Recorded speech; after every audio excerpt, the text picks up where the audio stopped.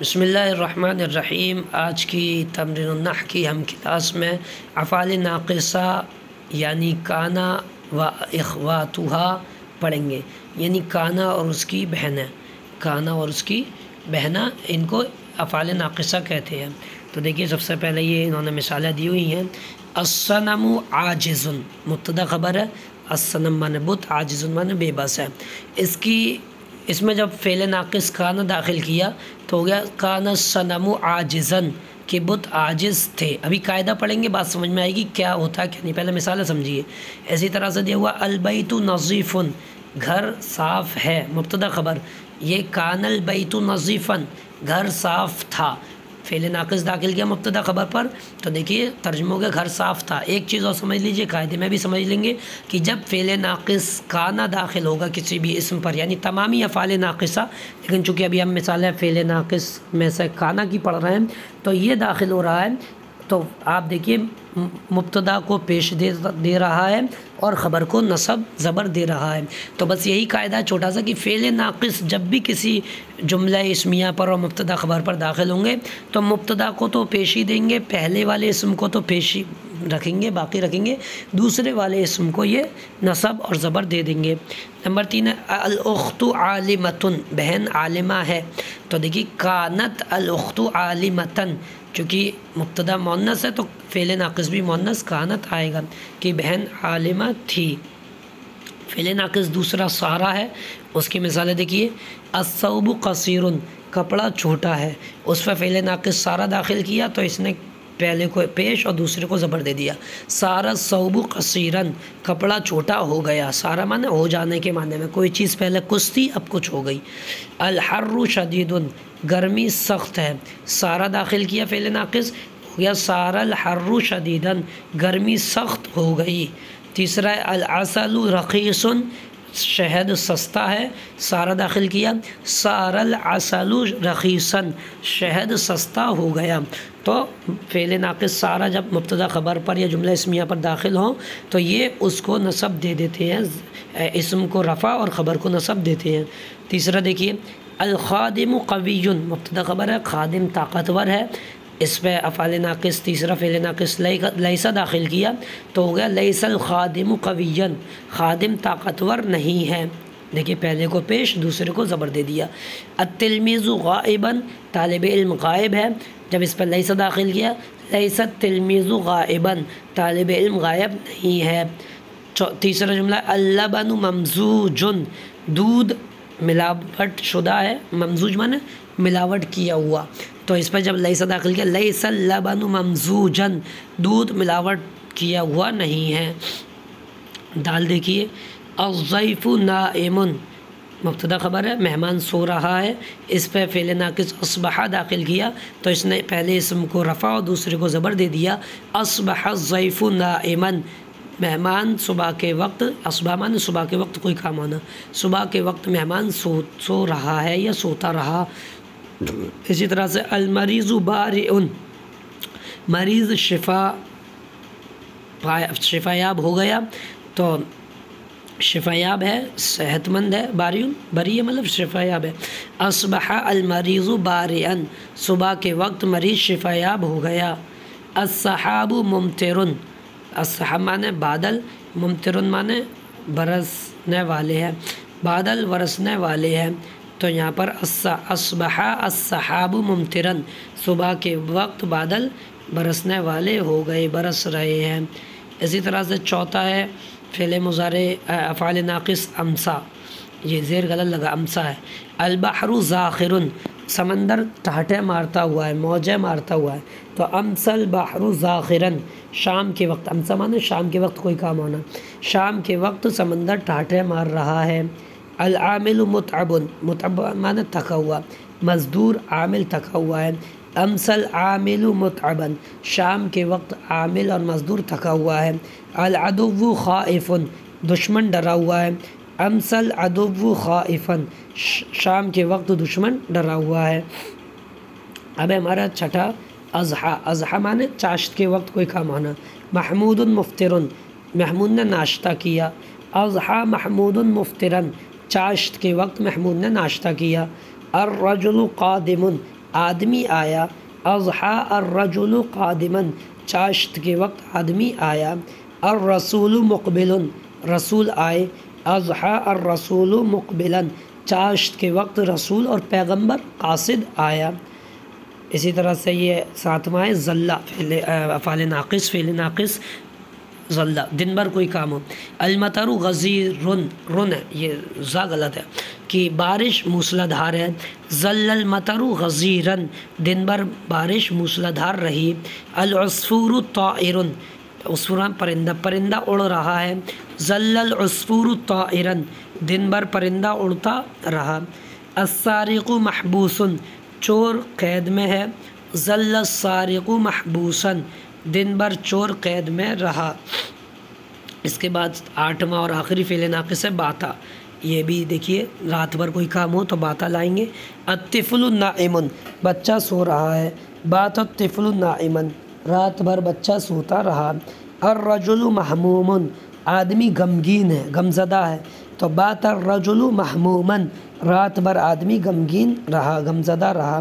المریض متألم، مریض تکلیف میں ہے، تکلیف میں مبتلا ہے، تکلیف میں ہے۔ بات الرجل متألما، رات بھر مریض بیمار تکلیف میں رہا۔ تو یہ ساری مثالیں تھیں۔ اب دیکھیے پہلی قسم کی سب مثالیں جملہ اسمیہ ہیں جو مبتدا اور خبر سے مرکب ہیں، یعنی ادھر جو تھیں، اور انہی مثالوں کے شروع میں ایک فعل بڑھا کر دوسری قسم کی مثالیں بنا دی گئی ہیں۔ وہ فعل یہ ہیں جو فعل بڑھائے گئے ہیں، کانا، سارا، لیسا، اصبح، امسا، اضحیٰ، ظل، باتا۔ تو یہ 8 فعل آپ یاد کر لیجئے، یہ افعال ناقصہ ہیں، کل 8، کانا، سارا، لیسا، اصبح، امسا، اضحیٰ، ظل، باتا۔ کانا معنی تھا، سارا معنی ہو گیا، لیسا معنی نہیں، اصبح معنی صبح کے وقت کوئی کام ہوا، امسا معنی شام کے وقت کوئی کام ہوا، اضحیٰ معنی چاشت کے وقت کوئی کام ہوا، اور ظل معنی دن بھر کوئی کام ہوا، اور باتا معنی رات بھر کوئی کام ہوا۔ اگر تم سے یہ سوال کیا جائے کہ پہلی قسم کے جملوں میں جو الفاظ ہیں ان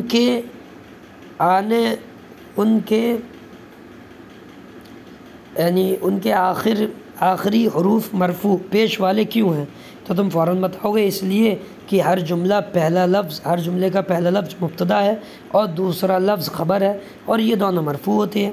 لیکن جب تم دوسری قسم کے مثالوں پر نظر ڈالو گے تو تم فوراً جواب دینے کے بجائے سوچنے لگو گے کہ کیا بات ہے کہ الفاظ تو پہلی قسم کے ہیں مگر حرکتیں مختلف ہیں، یعنی پہلے اسم پر پیش اور دوسرے اسم پر زبر ہے۔ لیکن تھوڑی دیر سوچنے کے بعد تم یہی جواب دو گے کہ ان جملوں پر جو نئے قسم کے افعال آ گئے ہیں انہی کی وجہ سے یہ تبدیلی پیدا ہو گئی ہے۔ پس اب تم خوب سمجھ گئے ہوگے کہ یہ افعال مبتدا اور خبر کے شروع میں آتے ہیں اور مبتدا کو مرفوع اور خبر کو منصوب کر دیتے ہیں، اور پہلے یعنی مبتدا کا نام ان افعال کا اسم، یعنی ان افعال ناقصہ کا اسم جیسے کانا کا اسم، سارا کا اسم، اور دوسرے کو ان افعال کی خبر یعنی کانا کی خبر، سارا کی خبر کہتے ہیں۔ اور ان ماضی فعلوں کے مضارع اور امر بھی آتے ہیں، کانا کا مضارع یکون اور امر کن، اور اسی طرح دوسرے فعلوں کے بھی، سوائے لیسا کے۔ لیسا کا نہ مضارع آئے گا نہ امر آئے گا، اور ماضی ہی کی طرح یہ افعال بھی مبتدا کو پیش اور خبر کو زبر دیتے ہیں، یعنی اگر مضارع آ جائے تب بھی یہ مبتدا کو پیش اور خبر کو زبر دیں گے۔ اگر تم ہر جملے میں ہر فعل کے معنی سمجھ لو تو تمہیں دونوں قسم کے جملوں کا فرق اچھی طرح معلوم ہو جائے گا۔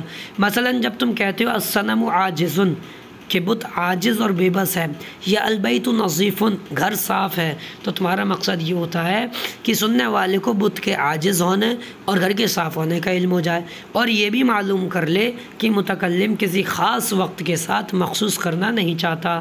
لیکن جب تم اس طرح کہو، یعنی مبتدا خبر میں کوئی وقت ہوتا نہیں ہے، لیکن جب تم اس طرح کہو کہ کان الصنم عاجزا، کہ بت عاجز تھے، یا کان البیت نظیفا، گھر صاف تھا، تو تم سامع کو یہ بتانا چاہتے ہو کہ بت کا عاجز ہونا یا گھر کا صاف ہونا زمانہ ماضی میں ہو چکا ہے۔ تو اب تمہیں معلوم ہو گیا کہ کانا سے فائدہ یہ ہے کہ مبتدا کے متعلق جو خبر بتائی جاتی ہے وہ کسی زمانے کے ساتھ مخصوص ہے۔ اور جب تم سارا الثوب قصیرا لیس الغلام قویا بولتے ہو کہ کپڑا چھوٹا ہو گیا اور غلام اور خادم طاقتور نہیں ہے، تو اس سے تمہاری مراد یہ ہوتی ہے کہ کپڑا پہلے لمبا تھا اب چھوٹا ہو گیا، اور لڑکا قوی نہیں ہے تو معلوم ہوا یعنی طاقتور نہیں ہے، غلام مانا لڑکا بھی ہوتا ہے، تو معلوم ہوا کہ لفظ سارا سے مبتدا کی دو حالتیں معلوم ہو جاتی ہیں، یعنی لفظ سارا مبتدا کو ایک حالت سے دوسری حالت کی طرف بدلنے کے لیے آتا ہے، اور لفظ لیسا مبتدا سے خبر کی نفی کے لیے آتا ہے کہ جو خبر ہے، لفظ خبر کا جو لفظ ہے وہ نہیں، ایسا نہیں ہے، مبتدا ویسا نہیں ہے۔ اور اگر اسی طرح کانا کے مثل دوسرے فعلوں کو جملوں میں استعمال کریں اور یہ کہیں کہ اصبح الضیف نائما، صبح کے وقت مہمان سوتا رہا، امسى البحر زاخرا، شام کے وقت سمندر موجیں مارتا رہا، اضحى محمود مفطرا، چاشت کے وقت محمود نے ناشتہ کیا، ظل المطر غزیرا، دن بھر بارش موسلادھار رہی، بات الطفل ہوتی رہی، بات الطفل نائما، رات بھر بچہ سوتا رہا۔ تو متکلم یہ کہنا چاہتا ہے کہ صبح کے وقت مہمان سوتا رہا اور شام کے وقت دریا موجیں مارتا رہا، اور چاشت کے وقت یعنی دن چڑھے محمود ناشتہ کرتا رہا، دن میں بارش موسلادھار ہوئی اور رات بھر بچہ سوتا رہا۔